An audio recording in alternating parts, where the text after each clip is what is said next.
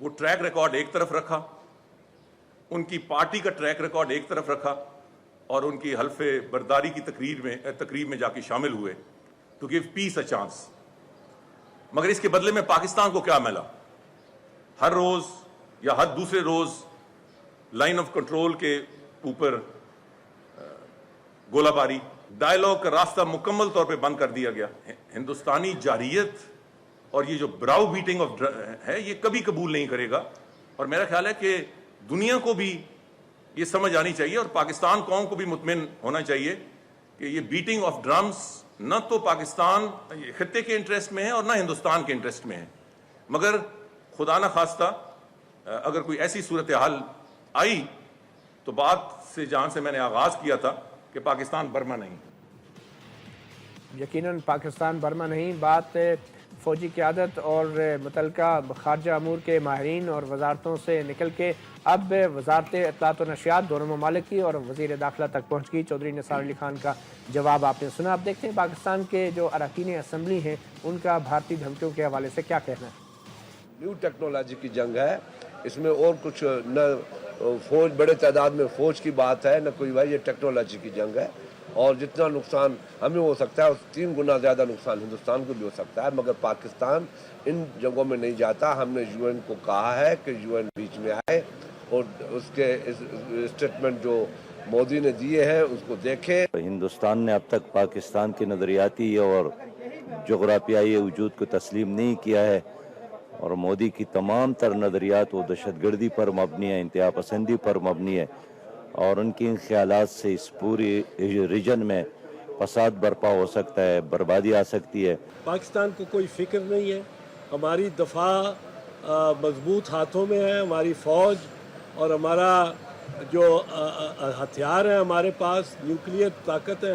مجھے حیرانی ہے کہ ہندوستان نے آج ان حالات میں جہاں خطے کو امن چاہیے, استحکام چاہیے, اس قسم کی بیان بازی کی ضرورت محسوس کی گئی. وزیر اعظم کا بیان سفارتی آداب کے خلاف ہے. اگر مودی ایکسپوز نہ کرتے کہ بنگلہ دیش کی جو کنسپریسی تھی اس وقت کی کانگریس حکومت نے کی تھی تو ہمیں کیسے پتہ چلتا. تو اس پہ میں کہتا ہوں ویل ڈن. آپ نے ایک تیر سے 2 شکار کیے. یہ تو آپ نے ایکسپوز کیا اور آپ نے اپوننٹ کانگریس کو بھی ہٹ کیا.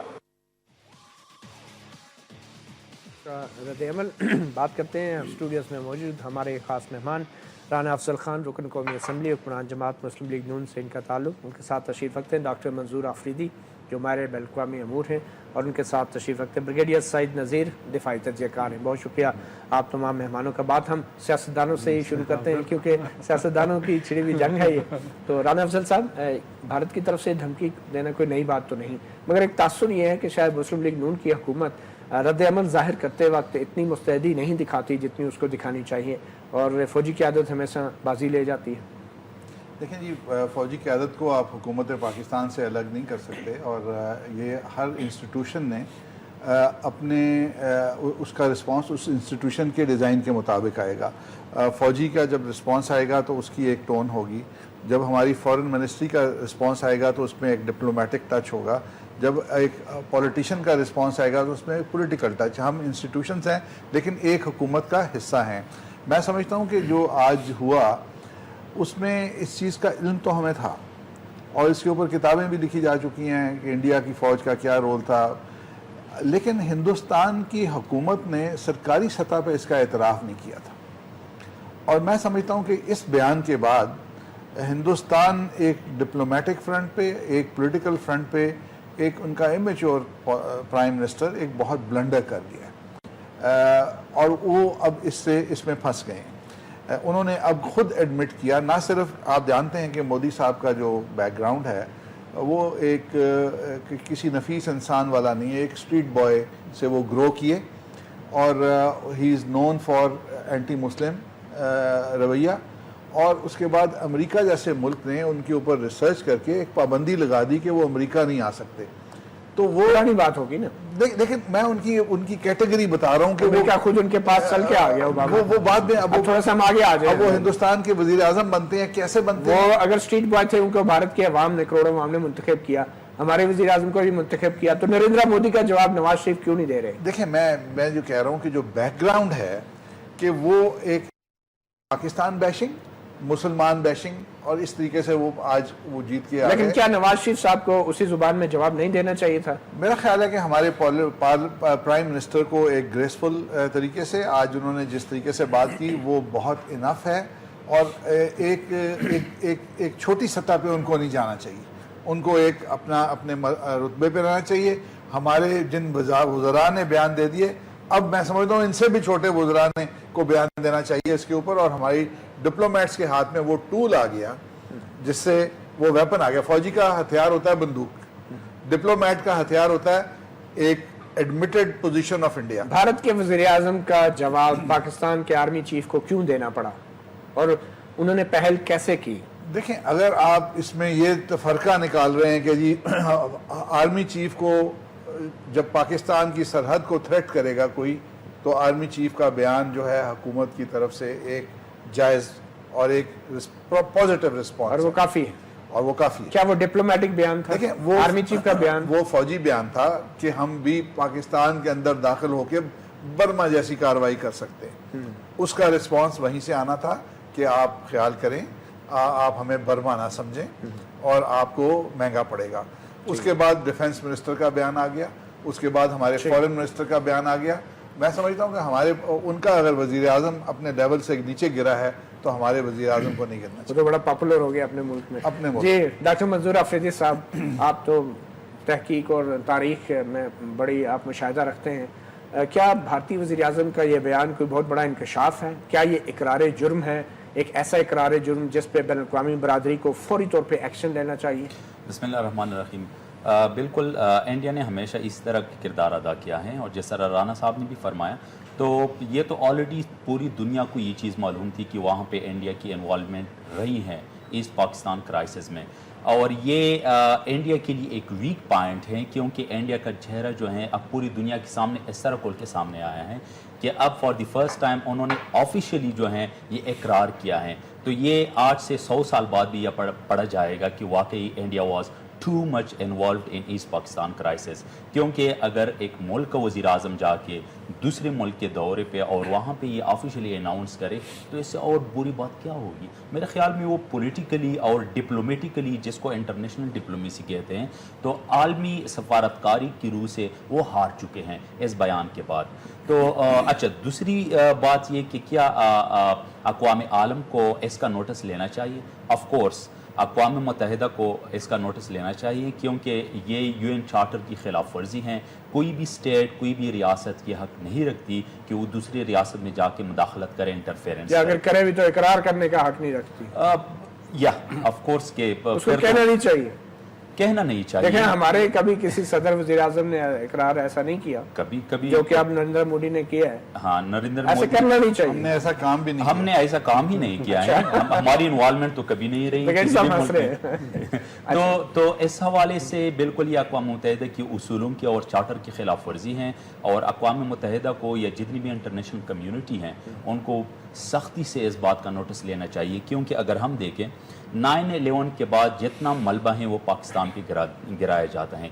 अभी तक जो इल्ज़ामात हैं अमेरिका की तरफ से या दूसरे ममालिक की तरफ से कि पाकिस्तान ये कर रहा है, ये कर रहा है, हालांकि इस चीज़ को नहीं देखते कि पाकिस्तान ने कुर्बानियाँ कितनी दी हैं, और अभी तक जो है हम पॉलिटिकली, इकनॉमिकली, फिजिकली, साइकोलॉजिकली हम कितने सफ़र कर चुके हैं और सफ़र कर रहे हैं। तो इस हवाले से इंडिया ने भी हर दफ़ा जो है पाकिस्तान के ऊपर इल्ज़ामात लगाए हैं।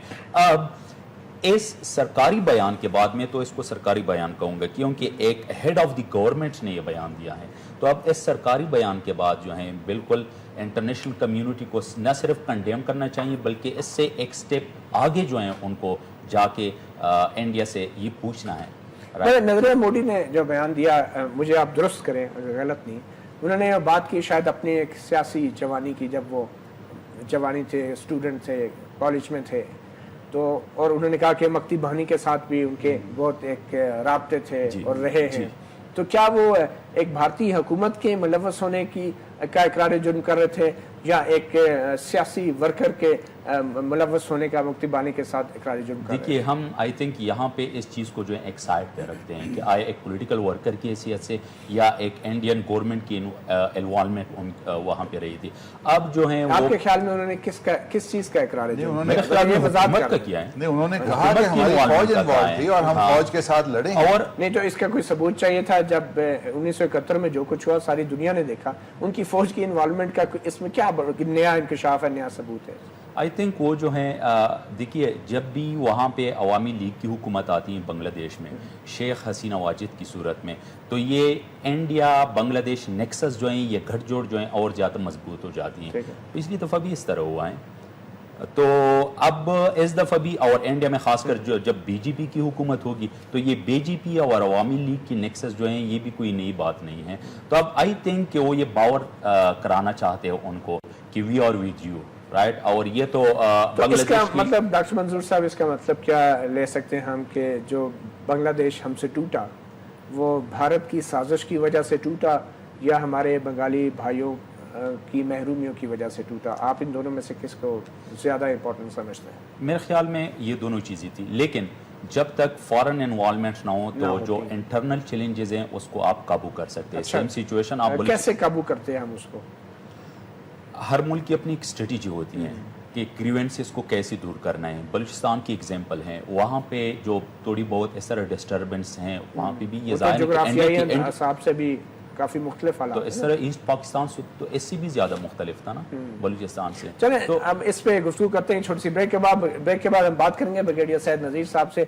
सवाल यही होगा कि कितना बड़ा इंकशाफ है और क्या ये पहली बार हकीकत दुनिया के सामने आई है कि भारत मुलव्वस रहा है पाकिस्तान के तोड़ने में और ख़ासकर मक्ती बानी के साथ राब्तों में। और फिर दूसरा सवाल ये भी होगा कि आखिर पाकिस्तान के आर्मी चीफ ने भारत के सियासतदानों का नाम क्यों उसका जिक्र किया और भारत का ही क्यों नहीं? एक वक्फे के बाद।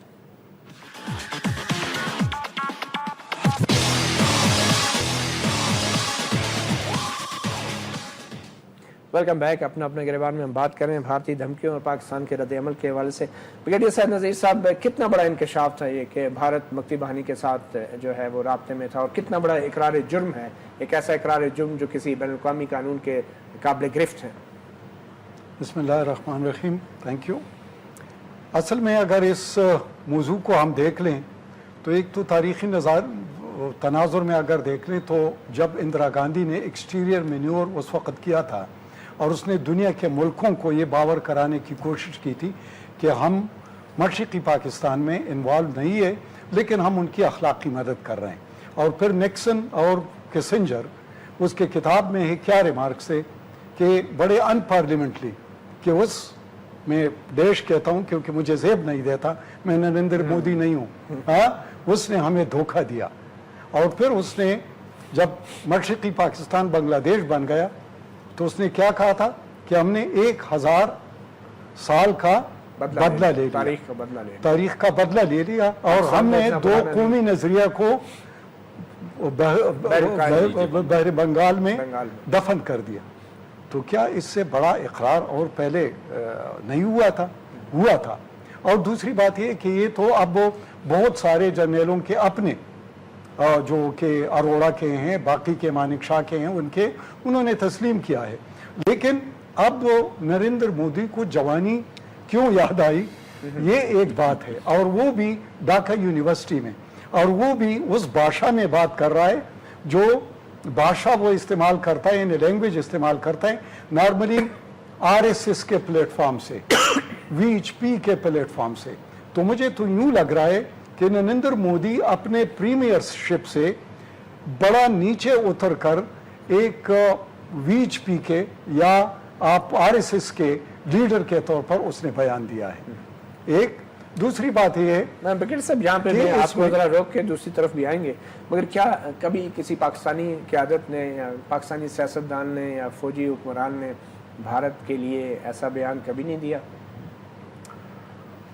देखो, एक तो ये होता है कि जंग होता है तो उस वक्त आप धमकी भी देते हैं, सब कुछ देते हैं, लेकिन जब हालात इस किस्म के हो न, और मैं एक और चीज़ की तरफ भी तवज्जो कि लोग कहते हैं कि नहीं भाई ये अल्फाज की जंग है, ये अल्फाज की जंग नहीं है। एक बाकायदा प्लानिंग के तहत वेल आर्केस्ट्रेटेड स्ट्रेटेजी है जिसके तहत ये टेम्परेचर बढ़ाया जा रहा है और ये रेटरिक क्रिएट किया जा रहा है। वजह बयान कर दें। वजह ये है कि इंडिया कुछ फ्रस्ट्रेट हो चुका है और दूसरा खुद को कुछ बहुत बड़ा मुल्क या बहुत बड़ा सुपर पावर समझने ये कोई लगा। चाइना के और साथ तीसरी हमारे बात जो- ये है कि एक इमेच्योर लीडरशिप ऊपर आ चुकी है और जिनसे काबू नहीं हो रहा है कि हम किस तरीके से किस शू में किस वक्त पाँव रखना है, अपने कद से आप बढ़ कह गए। रहे हैं कि नर्वस हो गई है भारतीय और क़यादत, नर्वस और भी खासकर हो- पाकिस्तान और चाइना के जो वायदे अभी हुए पाकिस्तान के हवाले को से। 3 महाजों पर वो उलझाना चाहते थे। एक तो तकरीबन 12-13 साल से पाकिस्तान को एक टेररिस्ट स्टेट के तौर पर पेश कर रहे थे, दूसरे तौर पर डिप्लोमेटिकली उसको आइसोलेट करना चाहते थे, तीसरी तरफ इकोनॉमिक डिग्रेडेशन चाहते थे और चौथी तरफ इंटरनल तौर पर उसको इन्वॉल्व करके इसको एक मीट ग्राइंडिंग पॉलिसी में रखना चाहते थे, यानी वेस्टर्न बॉर्डर और ईस्टर्न बॉर्डर को गर्म रखकर। लेकिन जब से पाकिस्तान स्पेशली ज़रब के बाद जब स्टेबलाइज होने लगा, दूसरी बात जब अफगानिस्तान के साथ हमारे रिलेशन अच्छे होने लगे, तीसरी बात जब उनके अपने कैडेट्स हमारे आने लगे और फिर उनका एक जनरल साहब हमारे एकेडमी में आया और फिर उसके अलावा जो इकोनॉमिक कॉरिडोर आया और उसके अलावा जितने भी उन्होंने जतन किए और तरले किए और चाय बनाकर ओबामा साहब को पेश किए, लेकिन जिस कुव्वत से और जिस तनाजुर में चाइना इधर आ गया वो उससे बहुत बड़ा है जो उनके लिए वहाँ है। दूसरी बात मैं अमेरिका ने जब से अमेरिका के साथ उनकी पींगे बढ़ी हैं तो पहले वो तो रशियन गाय को मिल्क करता था, अभी वो अमेरिका के गाय को मिल्क करने लगे क्योंकि हिंदू नॉर्मली गाय को मारते नहीं उसको मिल्क ही करते हैं, तो ये मिल्क कर रहे थे। अभी वो कहता है अमेरिका उसको कहता है कि तुम तो साउथ चाइना सी के लिए हो, उधर हम आपको एक बड़ा रोल देना चाहते, बड़े प्लेटफॉर्म देना चाहता है।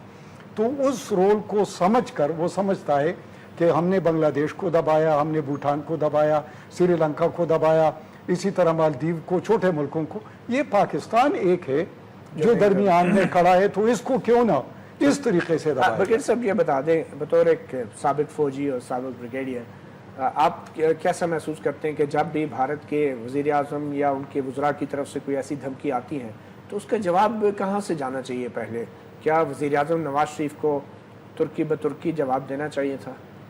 यकीनन, लेकिन जवाब मैं कहता हूँ कि पॉलिटिकल लीडरशिप से पॉलिटिकल लीडरशिप को जाना चाहिए फर्स्ट, क्योंकि हमारा जो पहला मोर्चा है वो डिप्लोमेसी पॉलिटिकल फ्रंट है, थर्ड जो है वो मिलिट्री फ्रंट है, और तो बयान तो उधर से जाना चाहिए। लेकिन एक होता है कि एक किस्म का जज्बाती बयान जो उनकी तरफ से आया, इमेच्योर उनकी तरफ से आया, तो हमें इमेच्योर और जज्बाती नहीं, हमें एक रिजॉल्व और एक नेशन के एक प्रूडेंट लीडरशिप के तौर पर जवाब देना चाहिए। आपके ख्याल में जिसमें रिजॉल्व ज्यादा हो, जज्बाती था या प्रूडेंट था? नहीं, प्रूडेंट था, उनकी तरह तो नहीं था, लेकिन मेरे ख्याल में कि अब भी हम कूल प्ले करें और उनको कह दें कि भाई जो करना है कर। अच्छा ये बताएं, आर्मी चीफ के जो तर्जुमान है उनकी तरफ से जो बयान आया उसमें खास तौर पे भारतीय सियासतदानों का जिक्र किया गया, इससे तासुर नहीं मिलता कि शायद हमारी फौज ये सोच रही है कि भारत की फौज भी अपने सियासतदानों के बयानों से इतना खुश नहीं है और ये भारतीय सियासतदान जो हैं बड़े शरारती हैं और आर्मी चीफ हमारा भारतीय सियासतदानों पे तनकीद कर रहा है, भारत की बात नहीं कर रहा? और भारत के मेरे ख्याल में अपने भी एक साबिक चीफ ने अपनी हुकूमत को अड़े हाथे लिए है कि भाई ये जंग बच्चों का खेल नहीं है जिसकी आप बात कर रहे हैं, तो ये ठीक इन्होंने किया है। और दूसरी बात ये है कि कौम असल में थोड़ी सी मायूस हो रही थी, थोड़ी सी एक्सपेक्ट कर रही थी पॉलिटिकल लीडरशिप से और डिप्लोमेटिक फ्रंट से कि वो जल्दी जवाब देते, तो उस तनाजुर में लेकिन क्या हमारे फौज की तरफ से भारतीय सियासतदानों को बराह रास्त एड्रेस करना चाहिए या भारत को एज अ होल एड्रेस करना चाहिए? और असल में वो इतने लेवल पर आ चुके थे कि उनका डिफेंस मिनिस्टर भी, इंटीरियर मिनिस्टर भी, तकरीबन सारे इन सीरीज, तो क्या जरूरत क्या थी कि बराह रास्त पॉलिटिशियंस को? नहीं, वो तो एक जाहिर है कि कोर कमांडर कॉन्फ्रेंस था और उसके बाद जो जवाब आया तो वो जाहिर है कि उनके लीडरशिप ये मिलता है कि सियासतदान है ही ऐसे, चाहे भारत के चाहे पाकिस्तान के, और सियासतदान तो अपना उनका एक खेल होता है, होता है, लेकिन जो फौजी जवाब होता है आपके ख्याल में इसके अंदर उसमें मीट ज्यादा होता है, और उसमें लेकिन पॉलिटिशियन का जिक्र करना जरूरी था, इंडियन पॉलिटिशियंस।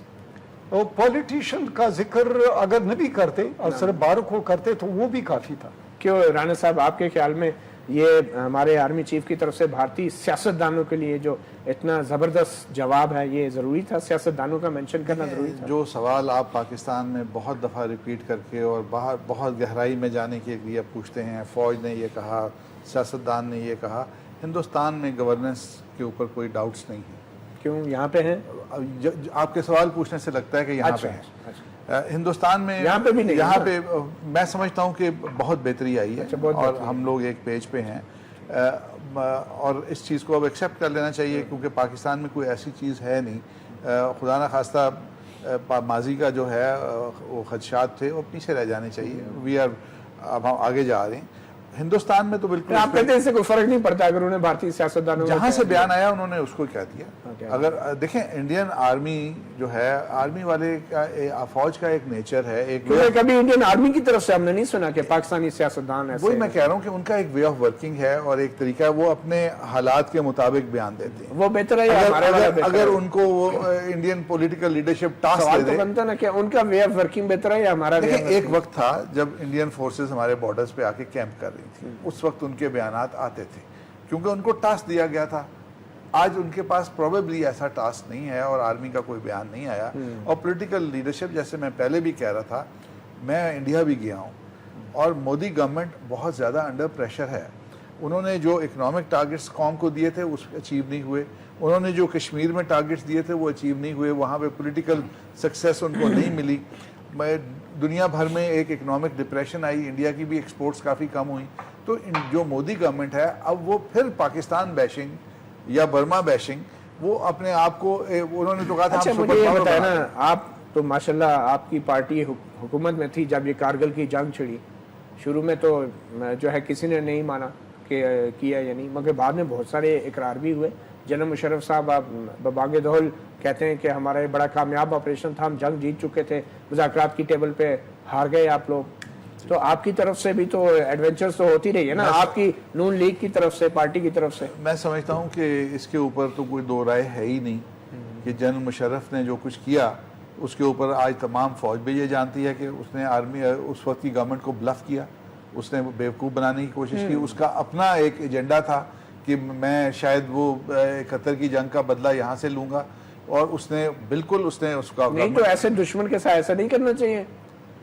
मैं समझता हूँ कि पॉलिटिकल लीडरशिप को डिसीजन लेना चाहिए और जंग जो है उसको स्टार्ट कर लेना बड़ा आसान हो सकता है। जंग के लिए फौजी क़यादत को इजाज़त ले लेनी चाहिए, बयान के लिए ज़रूरत नहीं है। देखें, जंग जो है बयान तो एक और चीज़ है, जंग एक बहुत एक्सपेंसिव और बहुत एक मुश्किल काम है और उसकी बड़े दूररस नताइज होते हैं। आपकी पॉलिटिकल विल, आपकी फाइनेंशियल स्ट्रेंथ, वो मैं समझता हूँ कि एक हमाकत थी। मगर आप नहीं समझते, आप कहते हैं हमाकत थी, लेकिन कुछ लोग कहते हैं लातों के भूत बातों से नहीं मानते।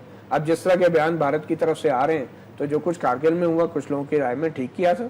वो कुछ लोग बहुत थोड़े हैं। अच्छा, बहुत कम है। तो आप समझते हैं वो एक ब्लंडर था? मैं समझता हूँ ब्लंडर है और पाकिस्तान को उसमें इन्वॉल्व नहीं होना चाहिए था। हमारे पास और लेकिन फिर भारत ने जो कुछ बांग्लादेश में किया उसका बदला कैसे बराबर किया जाए, आपके जहन में क्या है? देखें, जो होती है, you should live to fight another day. आप अपनी स्ट्रेंथ पे लड़ते हैं, आपको जल्दबाजी से फैसले नहीं करने पड़ते, और आप अगर इकोनॉमिक पावर बन जाते हैं तो क्या आज इजराइल एक छोटा सा मुल्क है, उसने अपने पूरे खित्ते को आगे लगाया हुआ है। क्या पाकिस्तान इजराइल जैसा स्ट्रॉन्ग नहीं बन सकता? बिल्कुल सही। और मेरे ख्याल में ये बड़ी अहम बात की। एक छोटी सी ब्रेक लेते हैं और ब्रेक के बाद इस बात पे बहस जारी रहेगी।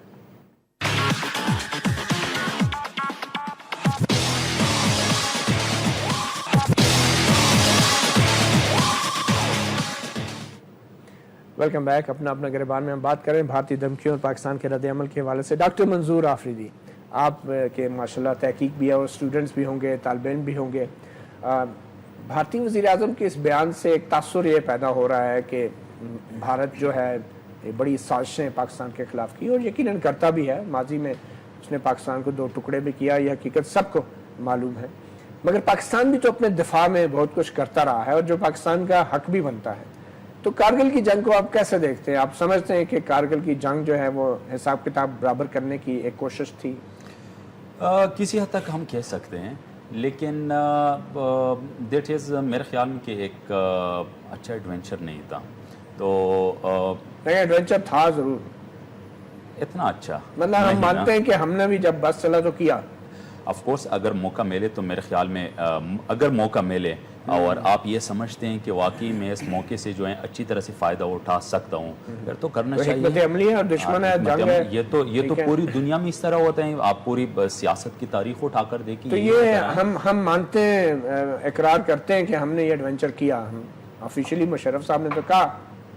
دیکھیے اگر ہاں وہ تو آلریڈی مطلب ایک آئے، لیکن میرے خیال میں ایسی بھی جو امپورٹنٹ بات ہیں وہ یہ ہیں کہ اس طرح بدلہ چکانے اور اس طرح کی چیزوں میں پڑھنے کے بجائے اگر ہم اپنی انٹرنل سٹیبلٹی اور اکنامک ڈیولپمنٹ پہ فوکس کریں یہ زیادہ بہتر ہوگا. میں اس کے لیے ایک ایگزامپل دیتا ہوں. آپ یورپین یونین کے ممالک کو دیکھیں، وہ جو ہیں آپس میں لڑ چکی ہے، رائٹ، خاص کر جو پہلی جنگ عظیم ہیں پھر دوسری جنگ عظیم ہیں اس میں لڑ چکی ہیں. یہی جرمنی تھا جس نے نیدرلینڈ پہ حملہ کیا، آگے جو ہیں جا کے پھر چیکوسلواکیہ پہ حملہ کیا، چیکوسلواکیہ کے بعد جو ہیں پولینڈ پہ حملہ کیا، اور جب پولینڈ پہ حملہ کیا that was 1 September 1939 and that is the first day of second world war. ابھی آپ دیکھیں کیا نیدرلینڈ نے اسی طرح کا بدلہ لیا جرمنی سے؟ نہیں.